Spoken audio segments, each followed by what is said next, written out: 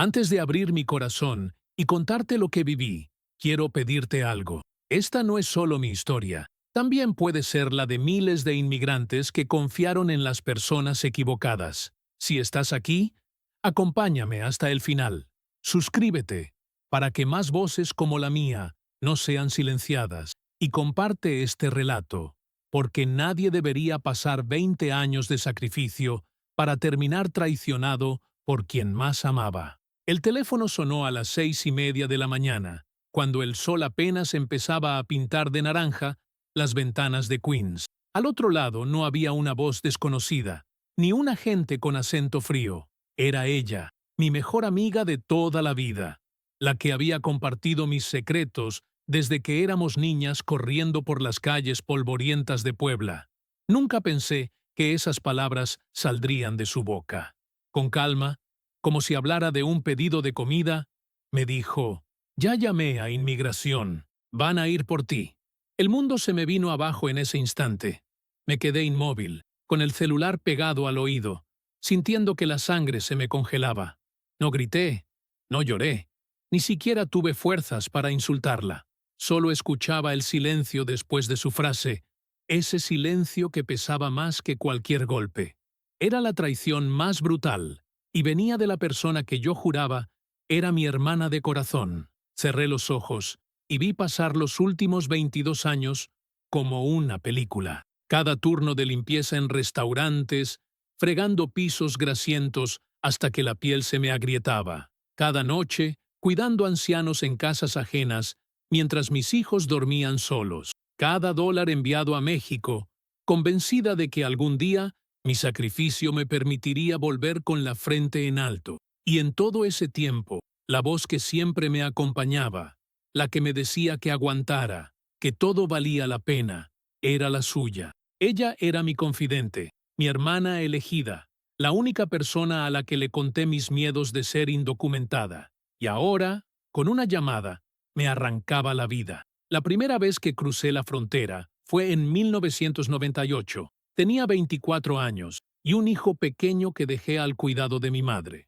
Me prometí que no estaría lejos mucho tiempo, que en 5 años volvería con una casa levantada y estudios pagados para él. Fueron noches enteras caminando por el desierto, con la garganta seca y el miedo constante de que nos descubrieran. Cuando llegué a Los Ángeles, me refugié en un cuarto diminuto con otras 3 mujeres. Trabajábamos de día y de noche, sin papeles, sin derechos, sobreviviendo a base de fe y esperanza. Fue entonces cuando ella, mi mejor amiga de infancia, me llamó. «Te admiro», me dijo.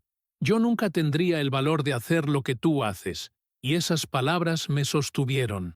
Hablábamos todas las semanas. Ella me recordaba que era fuerte, que no estaba sola, que todo lo que hacía tenía sentido. Yo le confiaba cada detalle, cuánto ganaba, cuánto enviaba, cómo me escondía de los operativos. Ella era mi refugio emocional, el único vínculo que me hacía sentir que seguía teniendo raíces en México. Pasaron los años y logré mudarme a Nueva York. Trabajé en bodegas, limpié casas de lujo, cociné en restaurantes italianos donde apenas entendía el idioma.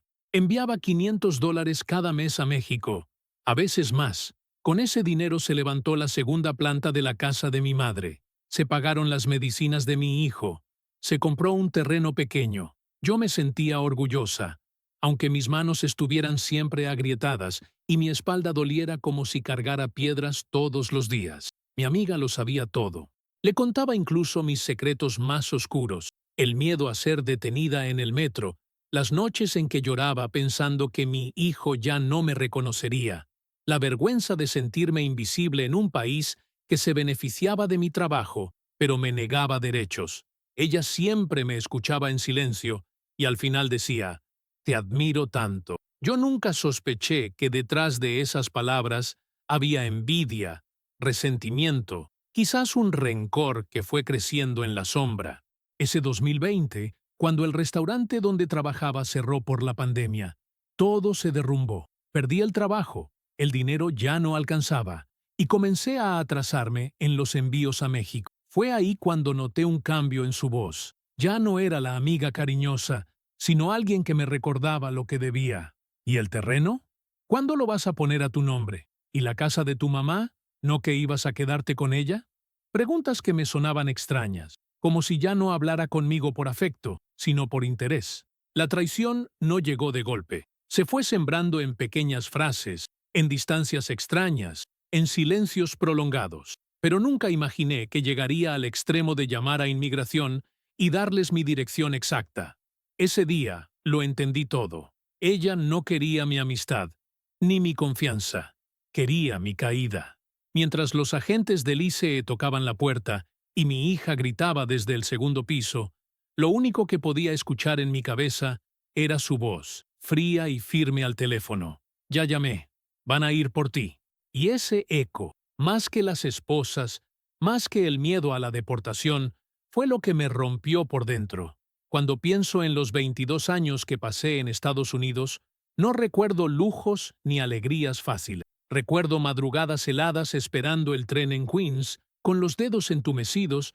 Recuerdo las largas jornadas limpiando oficinas vacías, mientras afuera caía la nieve. Recuerdo mis manos agrietadas por el cloro y la grasa de cocinas que nunca fueron mías. Cada día empezaba con cansancio y terminaba con más cansancio, pero yo me repetía que valía la pena, porque en México alguien estaba viviendo mejor gracias a mí.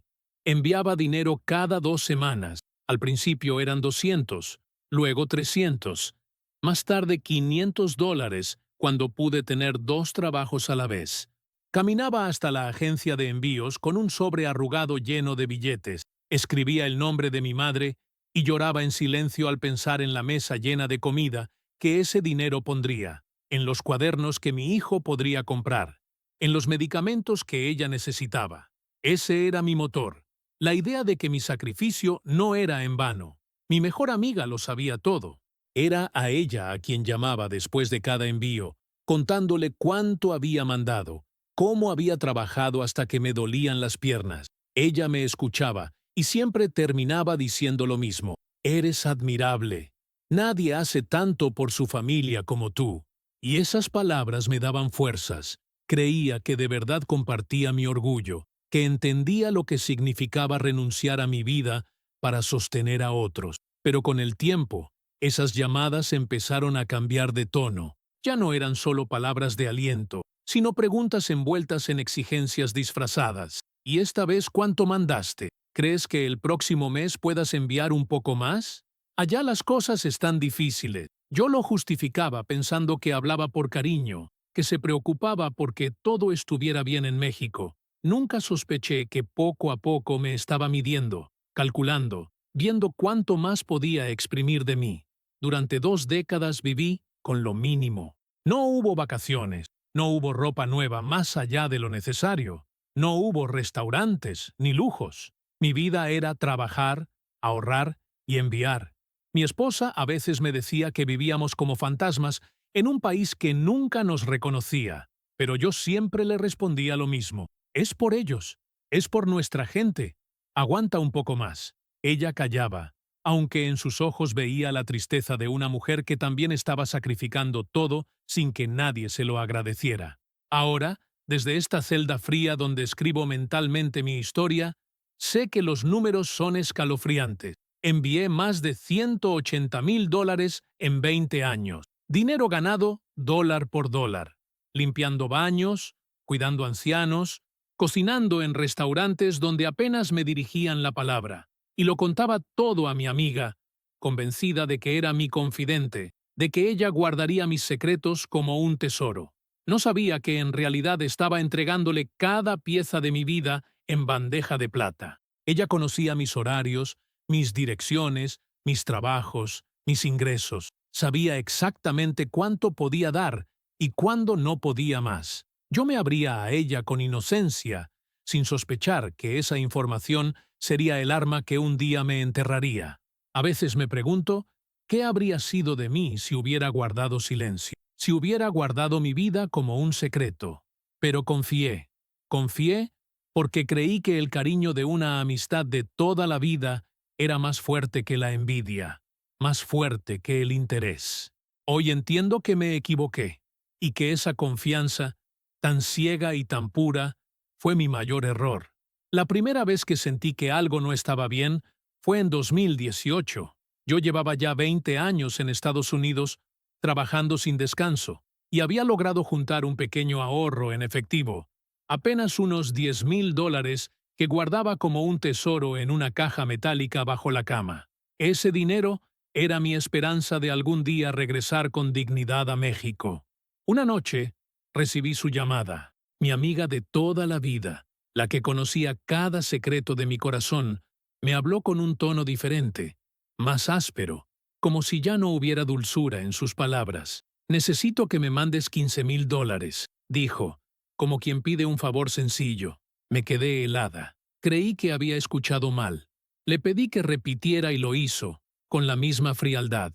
$15,000. Si de verdad eres mi amiga, si de verdad valoras lo que hemos compartido, me vas a ayudar. El aire se me escapó de los pulmones. Le expliqué que era imposible, que yo apenas tenía unos ahorros pequeños, que bastante me costaba pagar el alquiler, las cuentas, los estudios de mis hijos, pero ella no aceptó un no. Me recordó cada secreto que le había confiado, cada vez que lloré en sus oídos diciendo que temía ser descubierta. Y entonces lo usó en mi contra. Si no me ayudas, ¿qué crees que pasaría si alguien supiera dónde trabajas? ¿Qué pasaría si Inmigración tuviera tu dirección? Esa frase me dejó paralizada.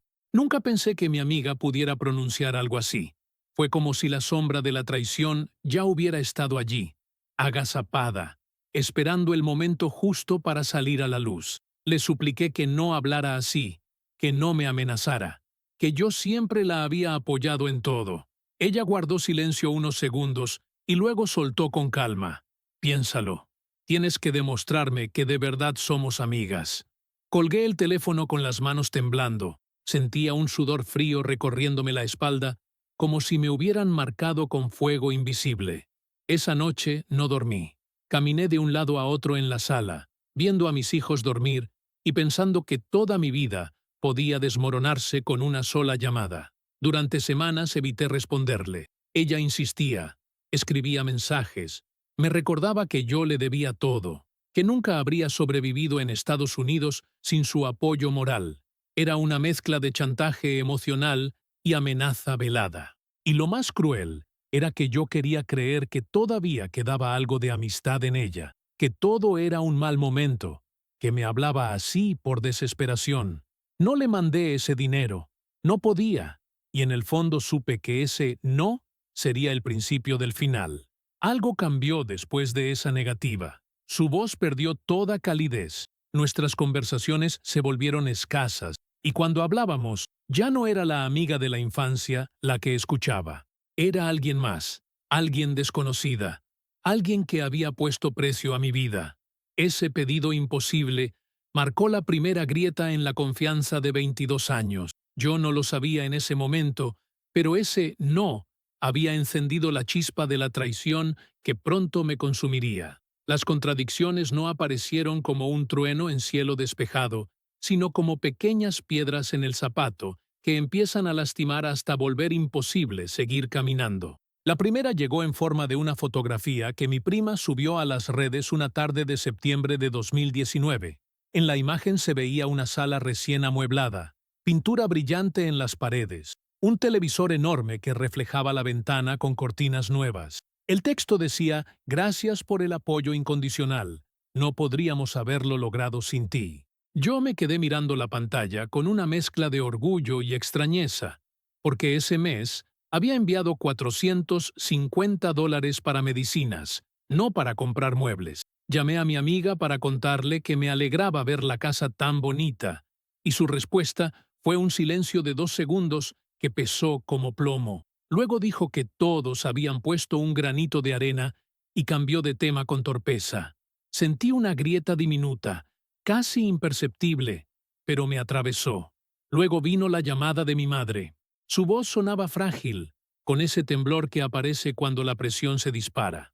Me dijo que los medicamentos se habían encarecido y que por favor no dejara de enviar, que la habían asustado diciéndole que sin tratamiento podía empeorar.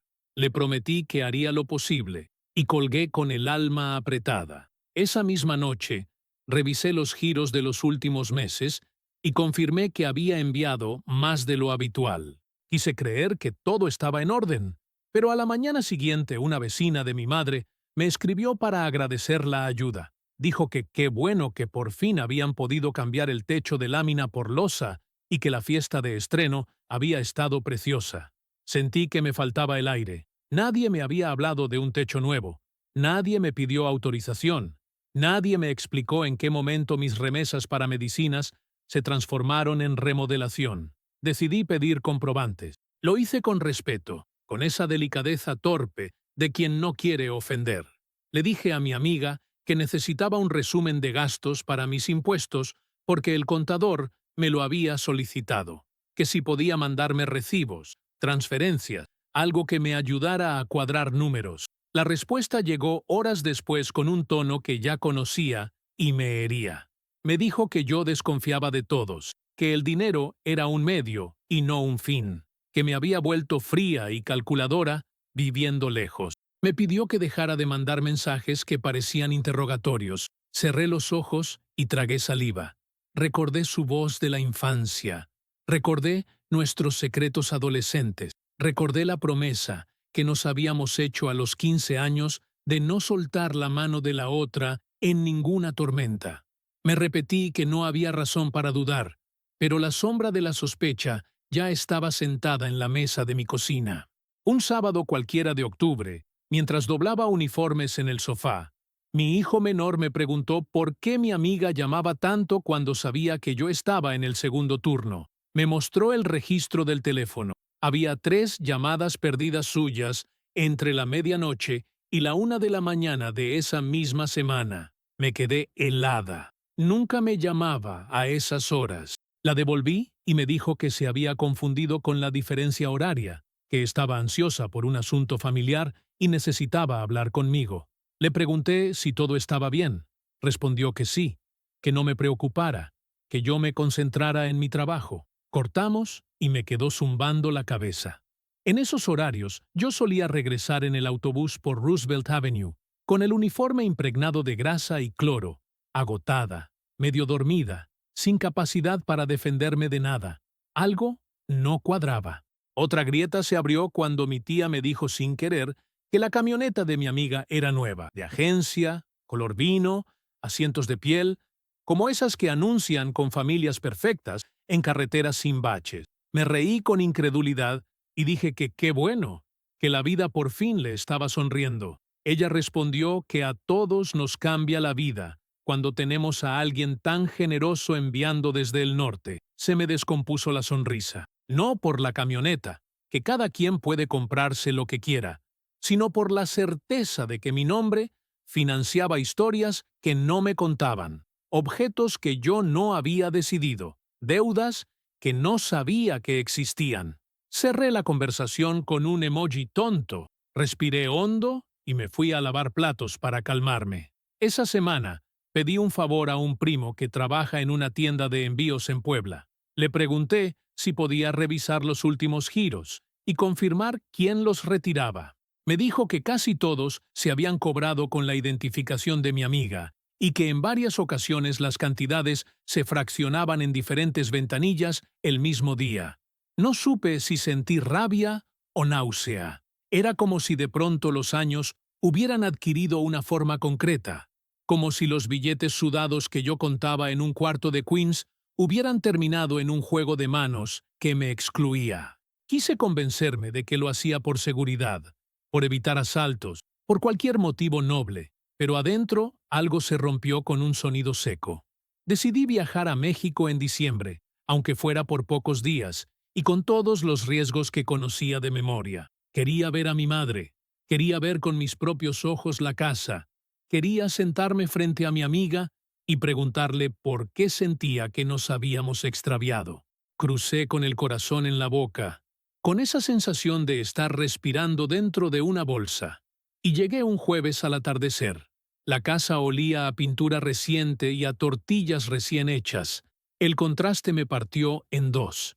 Abracé a mi madre, con una mezcla de culpa y alivio, y me quedé a su lado hasta que se durmió. A la mañana siguiente busqué a mi amiga en la plaza.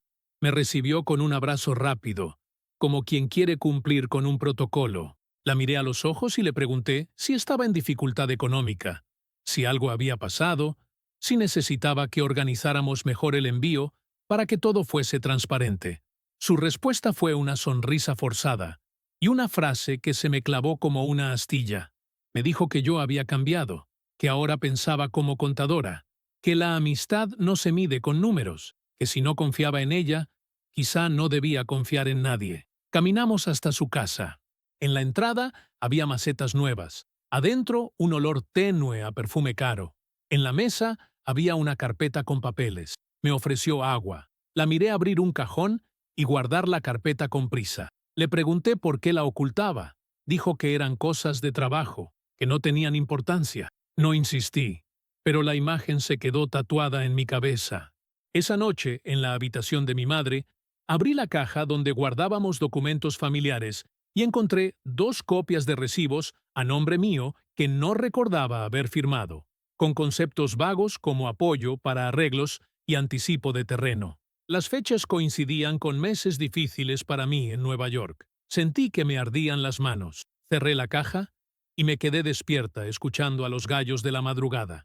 Regresé a Queens con un peso nuevo, como si trajera en la maleta un saco de piedras. Decidí cortar el envío por un mes para ordenar todo, para armar un presupuesto claro, para poner en papel lo que de verdad podía sostener sin ahogarme. Fue la primera vez en años que me elegí a mí por encima de la inercia. La reacción fue inmediata.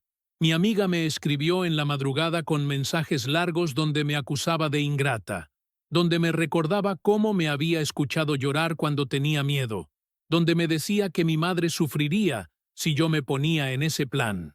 Pasé la mañana con el celular boca abajo, sin poder comer. Al anochecer me llamó, y su voz ya no era la de una amiga herida, era la de una persona que administra un negocio. Me pidió que no dramatizara, que si necesitaba garantías, ella podía hacerse cargo de todo, que si yo le firmaba una carta autorizándola a decidir en mi nombre, todo sería más rápido y más fácil. Le pregunté qué significaba todo. Dijo que solo quería ayudarme. Yo escuché otra cosa. Escuché control. A partir de entonces, aparecieron rumores que al principio deseché por salud mental, que si se había asociado con un gestor para adelantar trámites de una supuesta ayuda, que si decía en voz baja que yo pensaba regresar y vender mi parte, que si presumía que ya no necesitaba pedirme permiso para mover dinero, que si aseguraba que tenía cómo protegerse si yo me volvía en su contra. Cada comentario era una gota sobre una piedra que terminó por abrirle una grieta. Me obligué a pedirle que paráramos. Le propuse poner toda ayuda futura en una cuenta conjunta con acceso de las dos. Le dije que necesitábamos reglas claras. Me respondió que yo la estaba agrediendo, que nuestra amistad no sobreviviría a tanta letra chica, que si no sabía confiar mejor, no habláramos. El último empujón hacia el abismo llegó con un correo que recibí por error en mi dirección personal. Era un mensaje reenviado donde aparecía mi nombre completo, mi dirección en Queens, mi horario de trabajo en el restaurante y una frase que me heló la sangre. La frase decía: «Es información sensible, úsala con cuidado». No pude moverme, no pude respirar. Tardé minutos en entender que el mensaje original no era para mí. Lo había enviado un conocido común que trabajaba en una oficina donde a veces tramitaban cosas de migración local, y mi amiga lo había reenviado agregando un comentario que escondía cizaña. No había ninguna orden explícita, no había ninguna confesión abierta, pero estaba claro que mi vida circulaba como un expediente en manos ajenas. Cerré el correo y me quedé mirando la pantalla negra que me devolvía mi cara cansada. Ese día supe que la mentira no era un resbalón, era una estructura. Yo había puesto los ladrillos sin saberlo, año tras año, llamada tras llamada, remesa tras remesa. Ella solo terminó de levantar las paredes y cerró la puerta por dentro. Me prometí a mí misma que no firmaría nada, que no entregaría poderes, que no volvería a enviar sin claridad. Me prometí que protegería a mis hijos y mi dirección y mi rutina, como si fuera un tesoro. Me prometí que no volvería a justificar comportamientos que tenían la forma de la violencia, aunque estuvieran envueltos en palabras de cariño. Me prometí que la próxima vez que escuchara un golpe a la puerta, no me encontraría ingenua ni desarmada. Todavía no sabía que esas promesas llegarían tarde. Todavía no sabía que la llamada que sellaría mi destino ya estaba escrita en un calendario que no controlaba. Pero por primera vez en mucho tiempo, vi con nitidez lo que había preferido no ver. Y aunque dolió como una amputación, supe que la verdad siempre llega, incluso cuando no estás preparada para sostenerla.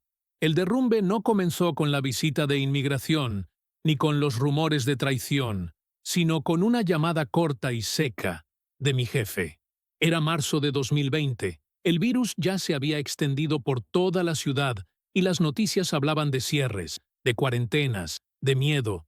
Trabajaba en un restaurante italiano en Manhattan, y esa mañana, mientras esperaba el bus en Queens, recibí su voz apagada al otro lado.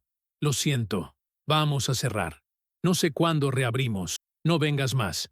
Me quedé en la acera mirando la avenida desierta, con mascarillas tiradas en el suelo, con sirenas lejanas, con un frío que me atravesaba los huesos. El celular se me resbaló de las manos. Era mi único empleo fijo, la fuente de cada dólar que mantenía nuestra casa en pie, el dinero que pagaba el alquiler, las cuentas, y aunque ya lo hacía con retraso, las remesas que seguía enviando por costumbre. De repente, todo se quedó en nada. Los primeros días traté de convencerme de que sería temporal, de que pronto abrirían de nuevo, de que yo volvería a fregar platos y cocinar pastas hasta las 2 de la mañana. Pero las semanas pasaban y todo seguía cerrado. Mis ahorros se evaporaban en cuentas básicas: 1.200 de renta, 300 de luz y gas, 200 de comida, medicinas, transporte. Cada vez que iba al cajero sentía que el aire se espesaba, que mi corazón se encogía al ver números rojos. Fue entonces cuando empecé a trabajar en negro, aceptando lo que apareciera: cargar cajas en almacenes clandestinos por $100 la jornada, limpiar oficinas abandonadas por 80, cuidar niños por horas. No había estabilidad, no había contratos, no había garantías, solo un cuerpo cansado al final del día, y la certeza de que, aunque lo diera todo, nunca alcanzaba. Mi amiga lo sabía. Yo, ingenua, todavía le contaba mis angustias. Le dije que ya no podía enviar dinero como antes, que la pandemia me estaba ahogando. Su respuesta fue un silencio largo, seguido de una frase que todavía me persigue. Entonces, ¿de qué sirvieron 20 años? Si no puedes cumplir ahora, todo fue en vano. Meters me dolió más que la pérdida del empleo. Era como si invalidara cada madrugada congelada en la parada del tren, cada turno doble, cada dólar que había sudado con la espalda encorvada. Sentí que me arrancaba la dignidad. Esa noche lloré en silencio mientras mis hijos dormían en la habitación de al lado. Mi esposo trató de consolarme. Me dijo que ya había dado demasiado, que nadie tenía derecho a exigirme más. Pero por dentro me corroía la culpa, como si mi valor como persona se midiera por lo que enviaba. Los meses siguientes fueron una batalla desigual. El mortgage atrasado, las cuentas apiladas, las amenazas de corte de electricidad. Mientras tanto, mis hijos me preguntaban por qué ya no podíamos pedir pizza los viernes, por qué siempre decía que no cuando querían un juguete nuevo. Les sonreía fingiendo calma, pero por dentro me sentía derrotada. Y entonces comenzaron los rumores. Una vecina me dijo que había escuchado que mi amiga presumía en México que pronto tendría una propiedad en Nueva York. Otro conocido mencionó que ella estaba hablando de mis deudas como si fueran suyas, que aseguraba que yo no iba a poder sostenerme mucho tiempo. Al principio pensé que eran chismes malintencionados, pero la inquietud crecía como una sombra. ¿Cómo podía saber tantos detalles de mis problemas financieros si solo yo los compartía con ella? Un día, desesperada, decidí llamarla y pedirle ayuda. Le expliqué que estaba atrasada con el banco, que temía perder la casa, que necesitaba consejo. Su respuesta fue tan afilada como un cuchillo. Si no puedes mantenerla, entrégala. Mejor que alguien responsable la cuide. Me quedé muda. No era una sugerencia inocente, era un eco de algo que ya venía tramando. Fue ahí cuando comprendí que no solo había perdido el trabajo, había perdido el piso bajo mis pies, y quien más debería sostenerme ya estaba pensando cómo hundirme más. La pandemia había revelado la verdad de todo, que mi sacrificio no significaba nada para ella, que en lugar de ofrecerme una mano en la tormenta, estaba preparando la caída que me borraría del mapa.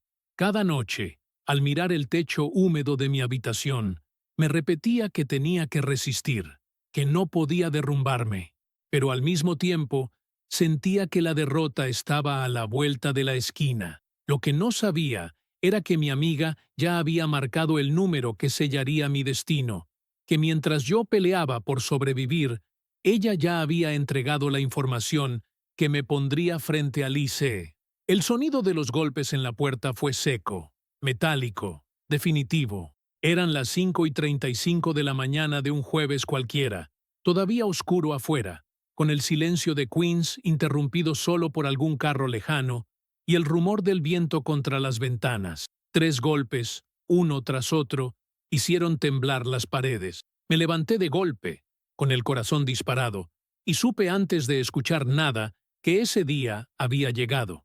Immigration. Abra la puerta. La voz era dura, sin matices, sin espacio para dudas. Sentí un frío que me recorrió desde la nuca hasta los pies. Corrí a la habitación de mis hijos. Los encontré dormidos, con las mantas hasta la barbilla. Mi esposo me siguió, con el rostro desencajado, y lo único que atinó a preguntar fue, ¿quién les dio la dirección? No pude contestar. No hacía falta. En mi cabeza solo resonaba un nombre, el de mi mejor amiga, la que conocía cada detalle de mi vida, la que había escuchado mis miedos más íntimos, la que guardaba mi dirección exacta como un secreto sagrado, hasta que dejó de serlo. Abrí la puerta con las manos temblando.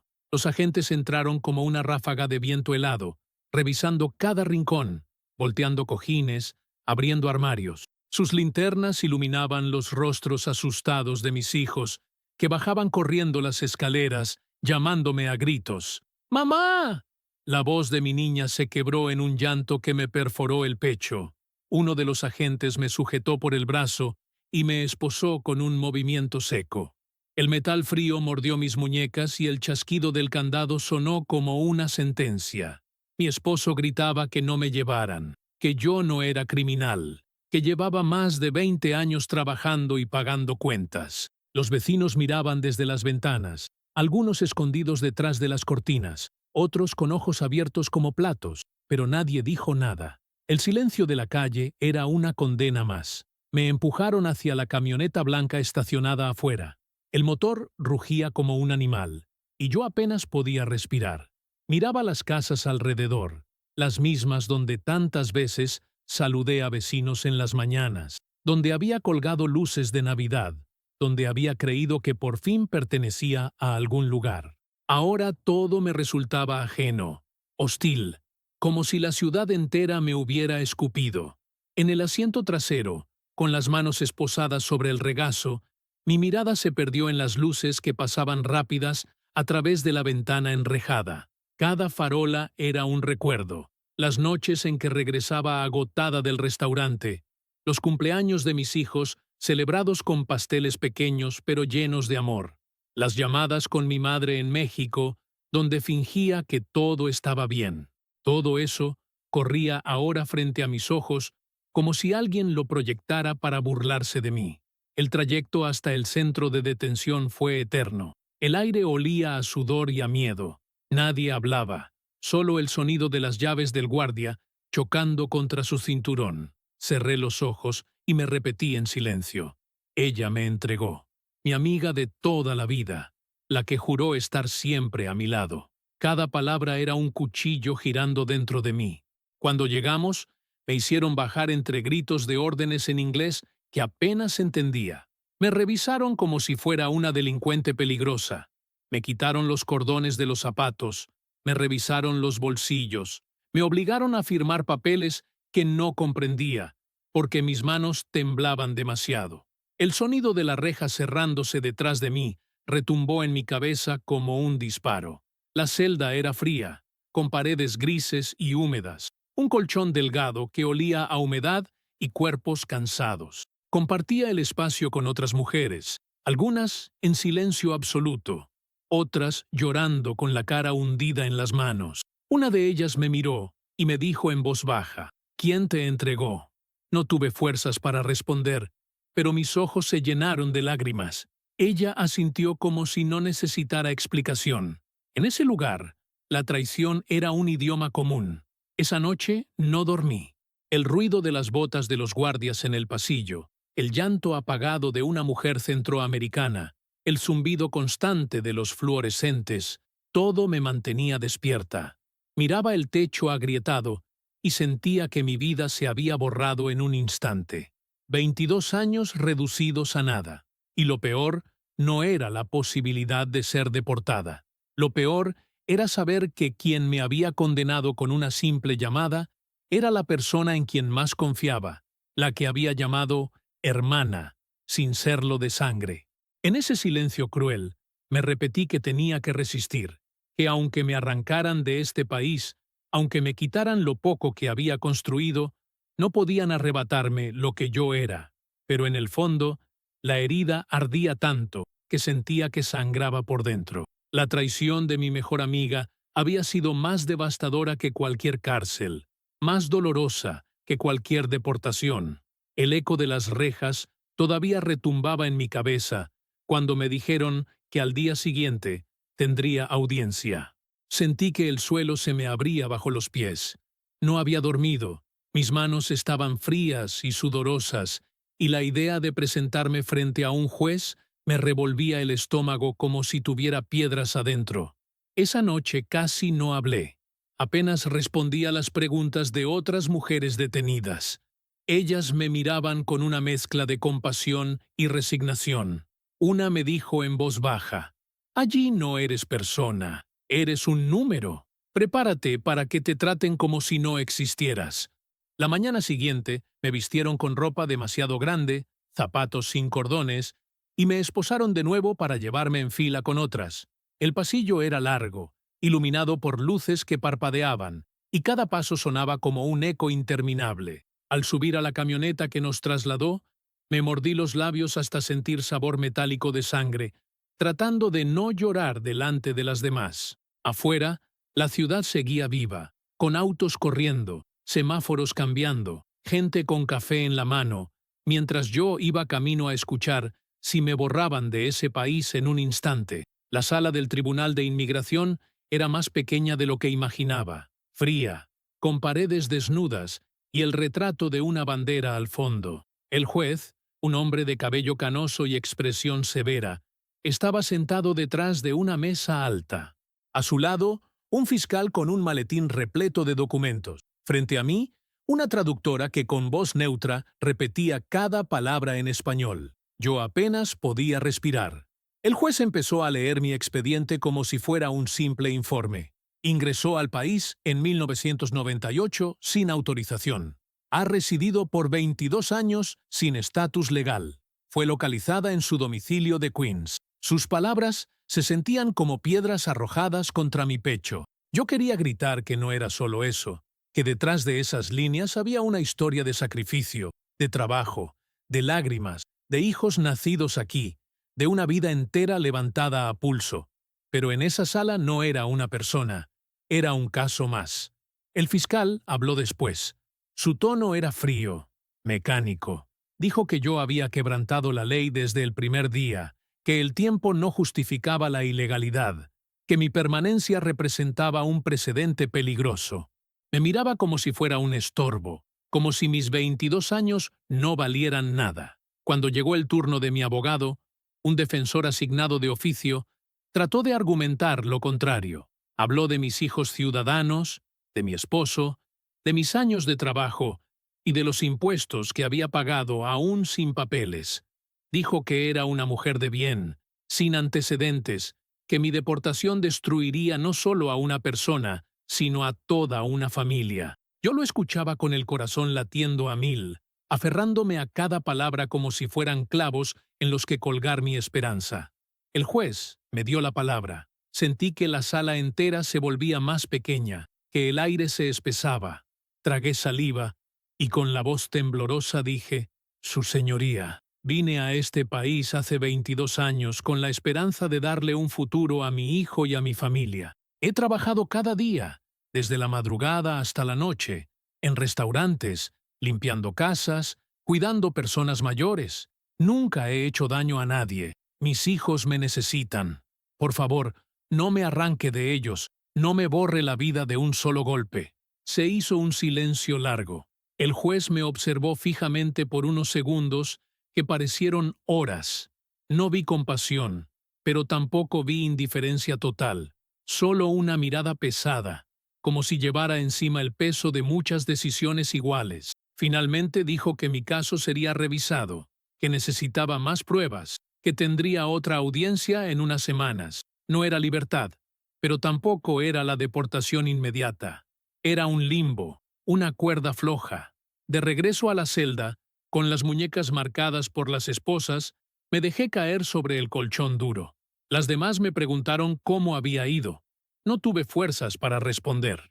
Solo cerré los ojos y pensé en mis hijos, en sus voces llamándome aquella madrugada, en el abrazo que no sabía si volvería a darles. Esa noche, mientras escuchaba el llanto de otra mujer en la celda vecina, comprendí que lo más duro no era la posibilidad de ser deportada. Lo más duro era saber que la persona que yo había amado como una hermana de sangre había marcado el número que me llevó hasta allí. Y esa herida era más profunda que cualquier frontera. La segunda audiencia llegó más rápido de lo que imaginaba, aunque para mí, cada día en el centro de detención era una eternidad. Me sentía como si el tiempo se hubiera roto. Afuera, la vida seguía, mis hijos crecían, la ciudad avanzaba, y yo estaba atrapada entre paredes grises, donde el sol apenas entraba por una ventana cubierta de barrotes. Pasaba las noches despierta preguntándome cómo habían encontrado mi dirección después de tantos años escondida en las sombras, cuidando cada paso, cada movimiento. Esa pregunta me devoraba. La respuesta me golpeó en pleno rostro cuando mi abogado me visitó con un folder en la mano. Sus ojos mostraban cansancio, pero también algo de cautela, como si supiera que las hojas que llevaba dentro eran cuchillos que podían destrozarme. Me sentó frente a la mesa y lo abrió con lentitud. Lo primero que vi fue una carta, y en cuanto reconocí la letra, el aire se me escapó de los pulmones. Era su escritura, la de mi mejor amiga de la infancia, la de las notas que me pasaba en la secundaria, la de las cartas que me mandaba cuando yo recién había cruzado la frontera. Leí la primera línea y sentí un vacío en el estómago. Era una declaración dirigida directamente a inmigración, con mi nombre completo, mi fecha de llegada, el lugar exacto donde vivía, incluso los horarios de mis trabajos anteriores. Cada dato, cada detalle íntimo de mi vida estaba escrito allí como si fueran pruebas de un delito. Y al final, su firma, clara, redonda, inconfundible. Me quedé muda, con las manos temblando. Pregunté con un hilo de voz si era real. Mi abogado asintió en silencio. No había duda. Ella me había entregado. Lo que me destrozó no fue solo la denuncia, sino lo que decía entre líneas. Escribió que yo poseía bienes que no me correspondían, que vivía en una casa más grande de lo que alguien como ella debería tener, que era injusto que yo hubiera construido tanto mientras otros se quedaban con las manos vacías. Allí no había justicia, no había legalidad, había envidia, resentimiento, rabia acumulada. No era un simple reporte, era una venganza. Esa carta fue presentada como prueba en mi contra. El fiscal la levantó durante la audiencia y la leyó como si fueran palabras sagradas. Yo escuchaba cada frase con el corazón hecho trizas. No podía creer que la mujer que me había llamado hermana durante 22 años había armado el expediente más detallado de mi vida, como si hubiera estado guardando todo lo que le confié para usarlo en mi contra. Quise gritar, quise levantarme y decir que todo era mentira, que yo no era una criminal, que mi único error había sido confiar demasiado. pero las lágrimas me ahogaban. El juez me miraba con semblante serio. La traductora repetía cada palabra en español, y yo sentía que me hundía en un pozo sin fondo. Fue en ese instante que algo cambió. Mi abogado tomó la carta y la mostró al juez. Argumentó que ese documento revelaba no solo un testimonio, sino un claro conflicto de interés. Su señoría, dijo con voz firme, esta mujer fue amiga cercana de mi clienta durante más de 20 años. Conocía cada detalle de su vida, porque ella se lo confió en el marco de una relación de amistad. Esta no es una denuncia objetiva, es un acto de traición motivado por la envidia y el interés en sus bienes. El juez guardó silencio unos segundos. El fiscal intentó interrumpir, pero el juez levantó la mano. Observó la carta con detenimiento, como si buscara algo entre las líneas. No dijo nada más, solo que el caso debía ser revisado con mayor cuidado. En esa pausa mínima, en ese gesto contenido, yo encontré un respiro. Esa noche, de regreso a la celda, me derrumbé sobre el colchón. Las demás mujeres me preguntaron qué había pasado. No pude contarles todo, pero sus ojos entendieron cuando dije solo una frase. Fue mi mejor amiga. Una hondureña me abrazó y me susurró. Aquí todas hemos sido vendidas por alguien. Me quedé mirando el techo agrietado, con el eco de esas palabras. El giro inesperado no me devolvía la libertad, pero me mostraba la verdad desnuda. Ya no podía engañarme pensando que había sido un error administrativo, un azar, una coincidencia cruel. No, había sido ella, mi amiga de toda la vida, la que me borró con un solo gesto, la que transformó mis años de sacrificio en un arma. Y en esa certeza, aunque dolía como una herida abierta, encontré una nueva fuerza.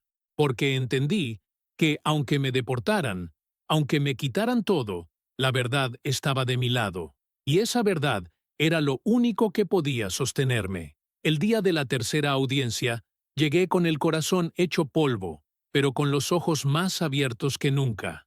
Ya no era la mujer ingenua que creía en la bondad de todos, ni la amiga que confiaba ciegamente. Ahora sabía que la persona a quien le confié mis secretos, mis horarios, mis miedos y hasta mis sueños, había usado cada palabra como munición contra mí.